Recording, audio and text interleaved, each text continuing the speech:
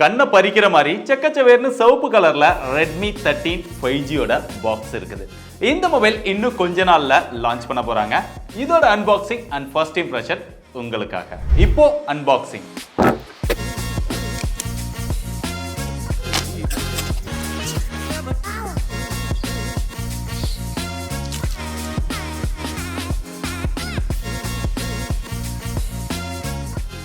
Unboxing பார்த்துட்டீங்களா?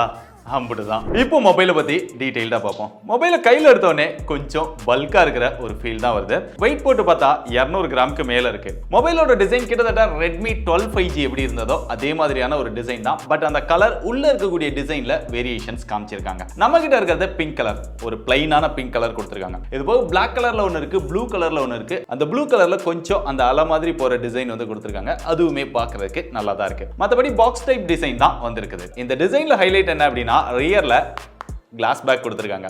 பொதுவா இந்த செக்மெண்ட்ல எல்லாருமே பிளாஸ்டிக் பேக் தான் கொடுக்குறாங்க 30,000 ரூபாய் வரை கூட. பட் Redmi கிளாஸ் பேக் கொடுத்தது நல்ல விஷயம் தான். அதுவுமே இங்க டிராகன் ட்ரைல் அப்படிங்கிற ஒரு கிளாஸ் பேக் கொடுத்திருக்காங்க. பட் ஃப்ரேம் வந்து எப்பயும் போல பிளாஸ்டிக் தான் இருக்கு. டிஸ்பிளேக்கு கார்னிங் ஒரு கிளாஸ் 3 ப்ரொடக்ஷன் கொடுத்திருக்காங்க. சோ பில் குவாலிட்டி பெட்டராவே பண்ணிருக்காங்க இந்த செக்மெண்ட்ல. அப்படியே டிஸ்பிளே சைடு வந்தா Redmi 12 5G ல என்ன இருந்ததோ அதே மாதிரி தான். பட் இங்க ஒரு அப்கிரேடும் இருக்குது. 6.79 இன்ச்ல Full HD Plus IPS LCD display கொடுத்திருக்காங்க. 90 Hz கிடையாது, 120 Hz அப்கிரேட் பண்ணிருக்காங்க. அதனால டிஸ்ப்ளே யூஸ் பண்றதுக்குலாம் நல்ல ஸ்மூத்தா தான் இருக்கு. அதுபோக ரெஃப்ரெஷ் ரேட் அப்படின்னு பார்த்தா 60 120 அந்த மாதிரி செட் பண்ணிக்க முடியுது. இல்ல நீங்க ஆட்டோ செலக்ட் பண்ணிட்டீங்க அப்படின்னா அதுவே 30 ல இருந்து 120 வரைக்கும் தேவைக்கு தகுந்த மாதிரி செலக்ட் பண்ணிக்கணும். இதுபோக வைட் வைன் எல்ஓன் சப்போர்ட் இருக்கு. டிஸ்ப்ளேக்கு டிவி ரெகன் லைட் சர்டிஃபிகேட்டும் கொடுத்திருக்காங்க. டிஸ்ப்ளே யூஸ் பண்றதுக்கு பார்க்கிறதுக்கு இதெல்லாமே நல்லா இருக்கு. LCD ல என்ன குவாலிட்டி கிடைக்குமோ அதுதான் கிடைக்குது. டிஸ்ப்ளே பார்க்கிறதுக்கு அந்த கலர்ஸ், ஷார்ப்னஸ் இதெல்லாமே பெட்டரா தான் இருக்கு. இன்டோர்ல பார்த்தா கொஞ்சம் பிரைட்டா தெரியுது. பட் அவுட்டோர்ல டைரக்ட் சன்லைட்ல எல்லாம் பாத்தீங்க அப்படின்னா ஒண்ணுமே தெரியல. அந்த அளவுக்கு டார்க்கா தான் இருக்கு. LCD ல அவ்வளவுதான் வரும். இன்னும் கொஞ்சம் பிரைட்டரா கொடுத்திருந்தாங்க அப்படின்னா நல்லா இருந்திருக்கும். அப்படியே கேமராக்கு வந்தா இங்கேயுமே அப்கிரேட் பண்ணிருக்காங்க. லாஸ்ட் டைம் வந்து 50 மெகாபிக்சல் பிரைமரி சென்சாரா கொடுத்திருந்தாங்க. இந்த டைம் 108 மெகாபிக்சல் பிரைமரி சென்சாரா கொடுத்திருக்காங்க.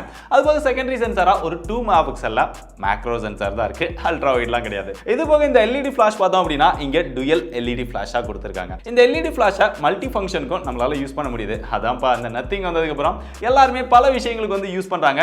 அதே மாதிரி இங்கேயுமே நோட்டிபிகேஷனுக்காக இந்த LED-யை யூஸ் பண்ணிக்க முடியும். இதுக்கு செட்டிங்ஸ்ல ஃபிளாஷ் நோட்டிபிகேஷன் அப்படின்னு கொடுத்திருக்காங்க. அதுல உங்களுக்கு எதெல்லாம் தேவையோ அதை ஆன் பண்ணி வச்சுக்கலாம். ப்ரிவியூவும் நீங்க அதிலே பார்த்துக்கலாம். கேமராவோட பெர்ஃபார்மன்ஸ் அப்படின்னு பார்த்தா ரியர் கேமரா நல்ல அவுட்டோர்ல நல்ல லைட்டிங் கண்டிஷன்ஸ்ல எடுக்கும்போது போட்டோஸ் எல்லாம் பார்க்கிறதுக்கு நல்லா இருக்கு. அந்த ஸ்கின் டோன் இதெல்லாமே பெட்டராவே எடுத்து தருது. கொஞ்சம் டீடைல் இதெல்லாம் ஓரளவு பரவாயில்லாம இருக்குது. ஷார்ப்னஸ் ஓகேவா இருக்கு. சில டைம் கொஞ்சம் ஓவர் சாச்சுரேட்டடா இருக்குது.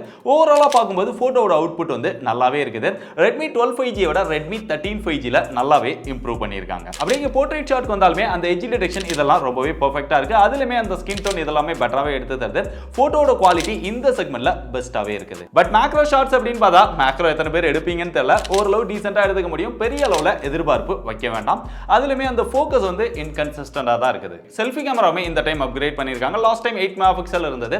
இந்த டைம் 13 மெகாபிக்சல் கொடுத்திருக்காங்க. பொதுவா 5G மொபைல்ஸ் எல்லாமே இந்த செக்மெண்ட்ல 8 மெகாபிக்சல் தான் அதிகமா கொடுக்குறாங்க. பட் Redmi 13 கொண்டு வந்தது நல்ல விஷயம் தான். இதோட பெர்ஃபார்மன்ஸ் அப்படின்னு பார்க்கும்போது அவுட்டோர்ல லைட்டிங் கண்டிஷன்ஸ்ல எடுத்தீங்கன்னா தான் ஓரளவு டீசென்ட்டா எடுத்துக்க முடியுது. அந்த ஸ்கின் டோன் இதெல்லாம் அந்த அளவுக்கு பெட்டரா எடுத்து தரல. கொஞ்சம் டார்க்கா கொஞ்சம் கலர் கம்மியா இருக்கிற ஒரு ஃபீல் தான் வருது. இன்னும் கொஞ்சம் எக்ஸ்போஸ் ஏத்தி பிரைட்டா அந்த ஸ்கின் டோன்லாம் பெட்டரா எடுத்து கொடுத்தா நல்லா இருக்கும் அப்படின்னு நினைக்கிறேன். போர்ட்ரைட் ஷாட் இதெல்லாம் ஓரளவு ஓகேவா இருக்குது. இதுபோக வீடியோஸ் அப்படின்னு பார்த்தா ரியர் அண்ட் செல்ஃபி ரெண்டுலமே மேக்ஸிமமா 1080 30 fps தான் நம்மளால வீடியோஸ் வந்து எடுத்துக்க முடியும். அதோட குவாலிட்டியுமே ஓரளவு டீசென்ட்டா தான் இருக்கு. பெரிய அளவுல வீடியோ பெர்ஃபார்மன்ஸ்லாம் எதிர்பார்க்க வேண்டாம். அப்படியே இதோட சாஃப்ட்வேருக்கு வந்தா இங்கேயுமே ஒரு ஹைலைட்டான விஷயம் இருக்குது. இதுக்கு முன்னாடி லான்ச் பண்ண Redmi மொபைல்லையே இதுதான் ஃபர்ஸ்ட் டைமா out of the box hyper ஓஎஸோட வருது. அப்ப இதுக்கு முன்னாடி உள்ள மொபைல்ஸ்ல எல்லாம் இருக்கே ப்ரோ அப்படின்னு கேட்டீங்கன்னா அதெல்லாம் MIUI ல லான்ச் பண்ணி ஹைப்பர் ஓஎஸ்க்கான அப்டேட் வந்து ரோல் அவுட் பண்ணிருந்தது. இதுல சாஃப்ட்வேர் அப்படின்னு பார்த்தா out of the box Android 14 வருது. இது போக அப்டேட்ஸ் அப்படின்னு பார்த்தா 2 OS அப்டேட் 4 வருஷத்துக்கான செக்யூரிட்டி பேட்ச் அப்டேட் கொடுப்போம் அப்படிங்கறத கன்ஃபார்ம் பண்ணிருக்காங்க. அது போக இதுல ப்ளூடூத் அப்படின்னு பார்த்தா எக்கச்சக்கமான ப்ளூடூத் இருக்கு. தேவையில்லாத ஆப்ஸ் இருக்கு, தேவையில்லாத கேம்ஸ் இருக்குது. குட்டி குட்டி கேம்ஸே கிட்டத்தட்ட ஒரு 6 கேம்ஸ் வந்து கொடுத்து வச்சிருக்காங்க. எதுக்குடா அதெல்லாம் கொடுக்குறீங்க அப்படின்னு நம்ம கேட்க தான் தோணுது.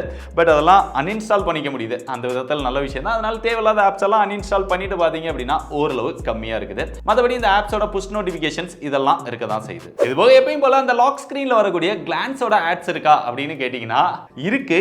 பட் என்னமோ தெரியல டிஃபால்ட்டா ஆஃப்லயே கொடுத்துட்டாங்க இந்த டைம். ஒருவேளை மறந்துட்டாங்களோ என்னமோ. அதனால அந்த ஆட்ஸ் வந்து வரல. இது போக மற்ற விஷயங்கள் அப்படின்னு பார்த்தா ரெட்மியோட அந்த ஸ்பெஷல் யூனிக் ஃபீச்சரான எப்பயும் போல IR பிளாஸ்டர் டாப்ல கவர் பண்ணிருக்காங்க. அதனால நீங்க ரிமோட்டா யூஸ் பண்றீங்க அப்படினாலுமே யூஸ் பண்ணிக்கலாம். 3.5mm ஜாக்கும் டாப்ல வந்துருது. ஒரு சிலர் டாப்ல இருக்கிறது தான் விரும்புவீங்க. பட் பெரும்பாலும் பாட்டம்ல வரும். இதுல டாப்ல இருக்குது நல்ல விஷயம் தான். மற்றபடி கீழே வந்து மைக் இருக்குது, ஸ்பீக்கர் வந்து சிங்கிள் ஸ்பீக்கர் தான் கொடுத்துருக்காங்க. அதோட எக்ஸ்பீரியன்ஸ் ஓரளவு டீசெண்டா இருக்கு. Finger print sensor side mount finger print சென்சாரா கொடுத்துருக்காங்க, ரொம்ப ஃபாஸ்டா அக்யூரேட்டா இருக்குது. பட் இவங்க கொடுத்த அந்த டிபியூ கேஸை போட்டு அந்த ஃபிங்கர் பிரிண்ட் சென்சாரை யூஸ் பண்றோம் அப்படின்னா அது கை வைக்கிறதுக்கு கொஞ்சம் அந்த அளவுக்கு சென்ஸ் பண்ண மாட்டேங்குது. ஏன்னா அந்த மாதிரி தான் இதை டிசைன் பண்ணி வச்சிருக்காங்க. பொதுவா வெளியில வாங்குற கேஸ்ல தான் இந்த பிரச்சனை இருக்குன்னா இவங்க கொடுக்குற கேஸ்லமே இதே பிரச்சனை தான் வந்து தொலையுது. இதுக்காகவே நிறைய பேர் சைட் மவுண்ட் ஃபிங்கர் பிரிண்ட் சென்சாரை விரும்புறதில்ல. உங்களுக்கு இந்த மாதிரியான பிரச்சனை எல்லாம் இருக்கா இல்லையா? கமெண்ட்ல சொல்லுங்க. அப்படியே மொபைலோட பேட்டரிக்கு வந்தா இங்கேயுமே ஒரு சின்ன அப்கிரேட் பண்ணிருக்காங்க. பேட்டரி கெபாசிட்டில பெரிய அளவுல டிஃபரன்ஸ் கிடையாது. 5000 இருந்து 5030 mAh கொடுத்திருக்காங்க. பட் ஃபாஸ்ட் சார்ஜிங் சப்போர்ட் அப்படின்னு பார்க்கும்போது இந்த டைம் 33 வாட் கொடுத்திருக்காங்க. போன டைம் 18 வாட் கொடுத்து 22.5 வாட் அடாப்டர் வந்து பாக்ஸ்ல கொடுத்தாங்க. பட் இந்த டைம் 33 வாட்டா கொடுத்துட்டாங்க. அது போக பாக்ஸ்க்குள்ளேயுமே அடாப்டர் வந்துருச்சு. ஆனா இதெல்லாமே அப்கிரேட் பண்ணவங்க பெர்ஃபார்மன்ஸ்ல அப்கிரேட் பண்ணல. லாஸ்ட் டைம் என்ன ப்ராசஸர் இருந்ததோ அதே ப்ராசஸர் தான் இந்த டைமும் கொடுத்துட்டாங்க. Snapdragon 4th Gen 2 ப்ராசஸர் தான் இந்த மொபைல்ல இருக்குது. இன்னமே இந்த செக்மெண்ட்ல இது ஓரளவு பெஸ்டான ப்ராசஸர் தான். இதோட ஆண்ட்ராய்டு ஸ்கோர் அப்படின்னு பார்த்தா நம்ம செக் பண்ணப்ப 4,38,000 வந்தது. அதுபோக த்ரோட்டில் டெஸ்ட்டுமே நம்ம போட்டு பார்த்தா 80% மேல இதோட பெர்ஃபார்மன்ஸை யூஸ் பண்ணுது. மற்றபடி கேமிங் பெர்ஃபார்மன்ஸ் இதெல்லாம் பார்க்கும்போது ஹையர் எண்ட் கேம்ஸ்லாம் லோ கிராஃபிக்ஸ்ல ஓரளவு ஸ்மூத்தா ப்ளே பண்ணிக்க முடியும். ரொம்ப ஹெவியா ப்ளே பண்ணோம் அப்படின்னு நினைச்சீங்கன்னா இதோட பெர்ஃபார்மன்ஸ் உங்களுக்கு அந்த அளவுக்கு செட் ஆகாது. பொதுவாக இந்த செக்மெண்ட்ல நிறைய மொபைல்ஸ்ல வந்து மீடியாடெக் ப்ராசஸர்ல தான் மொபைல் ஃபோன்ஸ் வந்து அவைலபிளா இருக்கு. பட் ஸ்னாப்டிராகன் ப்ராசஸரோட வாங்கணும் அப்படின்னு சொல்லி நிறைய பேர் நினைச்சிட்டு இருப்பீங்க. அவங்களுக்கெல்லாம் இது வந்து பெஸ்டான சாய்ஸா இருக்கும். கடைசியா அதோட பிரைஸ் அப்படின்னு பார்த்தா இதுல ரெண்டு வேரியன்ட் வந்து லான்ச் பண்ண போறாங்க. 6+128, 8+128. லாஸ்ட் டைம் வந்து 4+128 அப்படின்னு ஒன்னு கொண்டு வந்தாங்க. பட் இந்த டைம் ஸ்டார்டிங் வேரியண்டாவே 6GB RAM கொண்டு வந்தது நல்ல விஷயம் தான். இதோட எக்ஸ்பெக்டட் பிரைஸ் அப்படின்னு பார்த்தா ஒரு 12,000 ரூபாயில இருந்து 13,000 ரூபாய் பிரைஸ் செக்மெண்ட்குள்ள எடுத்துட்டு வருவாங்க அப்படின்னு எதிர்பார்க்கறேன். ஏன்னா Redmi 12 5G 6+128 வந்து 12,000 ரூபாய் பிரைஸ் செக்மெண்ட்க்கு தான் லான்ச் பண்ணாங்க.